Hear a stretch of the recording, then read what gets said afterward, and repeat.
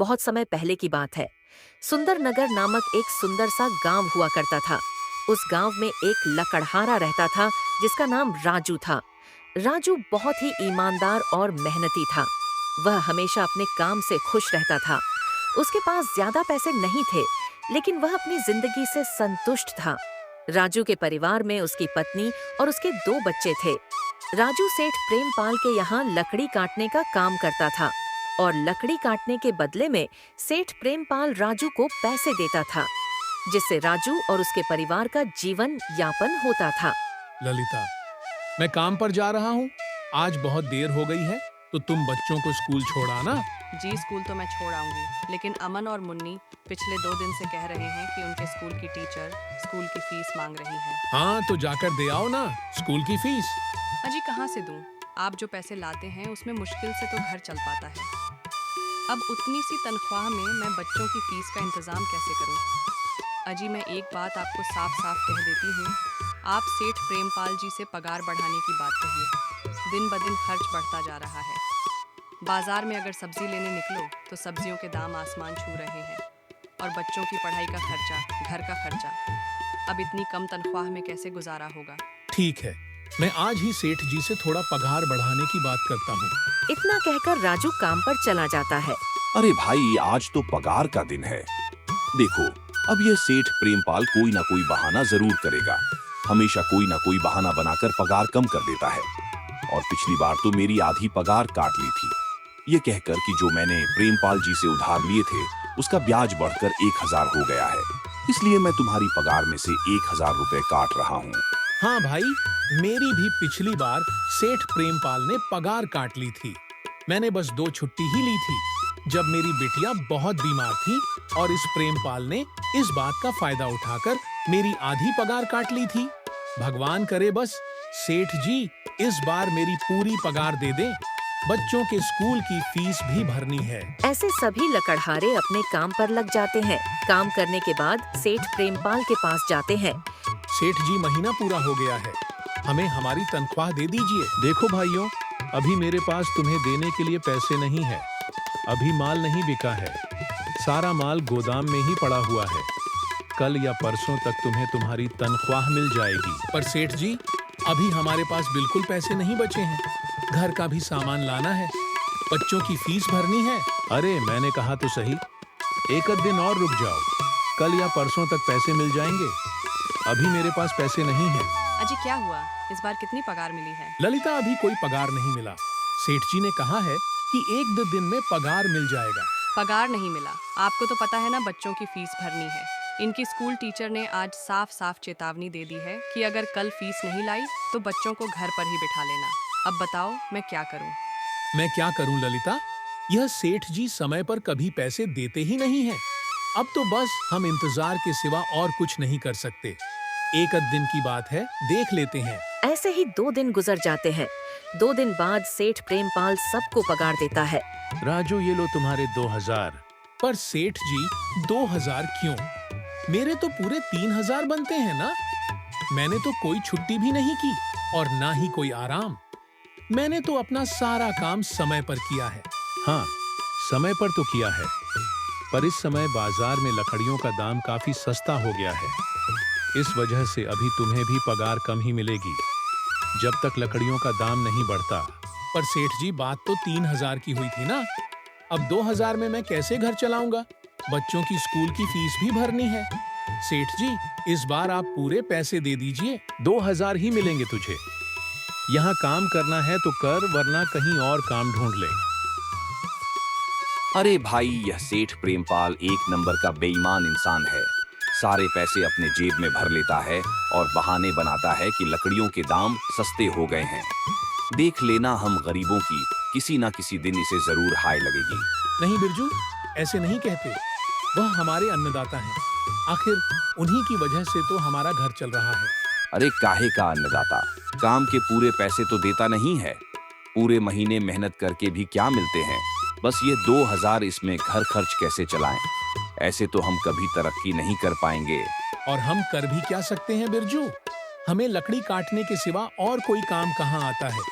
और कोई काम खोलना भी चाहे तो उसके लिए हमारे पास इतने पैसे कहाँ हैं? अब जो भी हो, हमारा तो बस यह सेठ प्रेमपाल ही सहारा है ना। कुछ देर बातें करने के बाद सभी अपने घर की ओर निकल पड़ते हैं। क्या कितनी पगार मिली है? ललिता, इस बार सेठ जी ने बस 2000 ही दिए हैं। बस 2000 इतने में कैसे घर चलाएंगे? बच्चों की फीस में ही 1000 निकल जाएंगे। फिर 1000 में क्या क्या करेंगे? अब मैं क्या कहूँ ललिता, अब तुम्हें इसी में ही गुजारा करना होगा। तुम सबसे पहले बच्चों की फीस भर देना, इसके बाद बाकी का मैं देखता हूँ। हाँ जी, आप क्या देख लोगे? सेठ जी से पूरे पैसे तो मांगे नहीं गए आपसे। नहीं ललिता, मैंने सेठ जी से पैसों के लिए कहा था, पर सेठ जी ने साफ इनकार कर दिया और कहा, यह लेना है तो लो, वरना कहीं और काम ढूंढ सकते हो।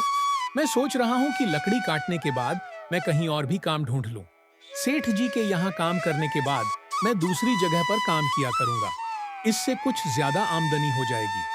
आज ही मैं सेठ जी के यहाँ पर काम करने के बाद और भी जगह काम ढूंढने जाऊंगा। इतना कहकर राजू काम पर निकल जाता है और जैसा कि राजू ने कहा था, वह प्रेमपाल के यहाँ काम करने के बाद काम की तलाश में निकल जाता है। राजू पूरे गांव में काम ढूंढता है, दुकानों दुकानों पर जाकर लोगों से काम मांगता है, मगर हर जगह राजू को केवल निराशा ही हाथ लगती है। अंत में थक हार कर राजू वापस जाने लगता है। तभी वह एक बाबा के जाता है। राजू, तुम्हें डरने की जरूरत नहीं है। मैं तुम्हारे बारे में सब जानता हूँ। मेरी नजर एक बार जिस पर भी पड़ जाती है, मैं उसका इतिहास अपनी खुली आंखों से देख सकता हूँ। पर आप हैं कौन? और आप इतने विचित्र क्यों दिखाई पड़ रहे हैं? आप अपना परिचय दीजिए, कौन है आप? मैं एक बाबा हूँ और कई सालों तपस्या कर रहा हूँ। बाबा उसे एक टोकरी देते हैं और कहते हैं, यह कोई साधारण टोकरी नहीं है, बल्कि यह जादुई टोकरी है।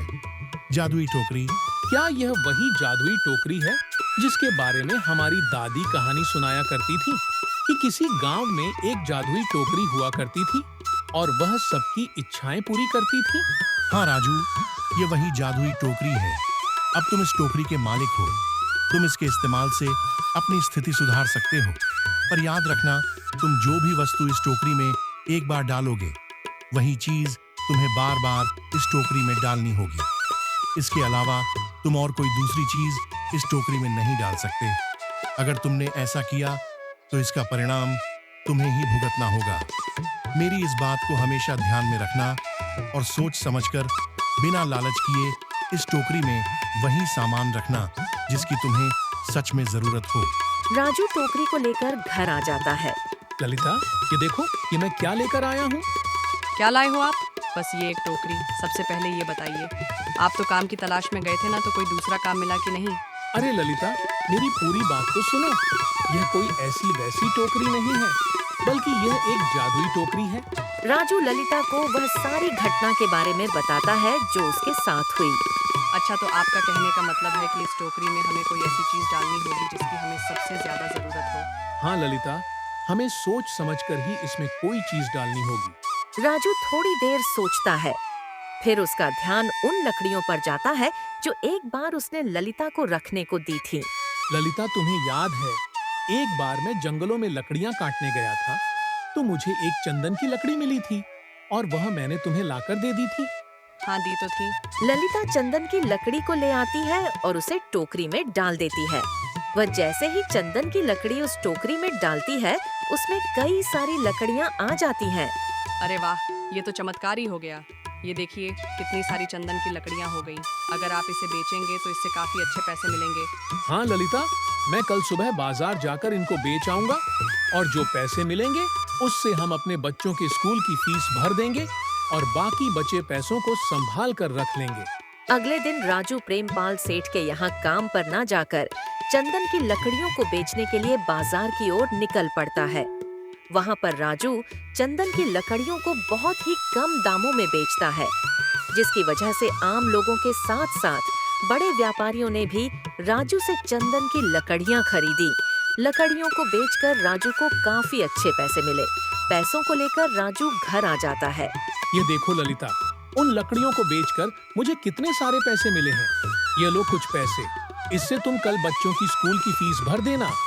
अच्छा, तो मैं काम पर जाता हूँ।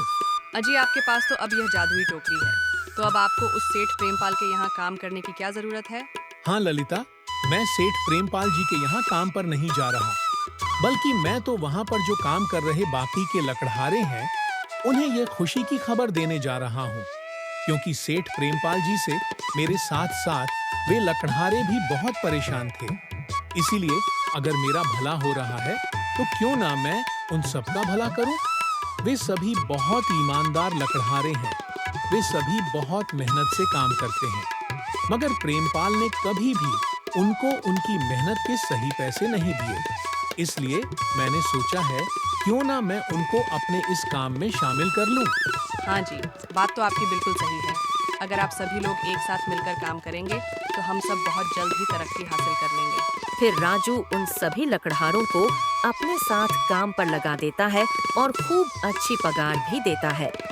इस तरह सभी लोग बहुत खुशी खुशी मिलजुल कर काम करते हैं।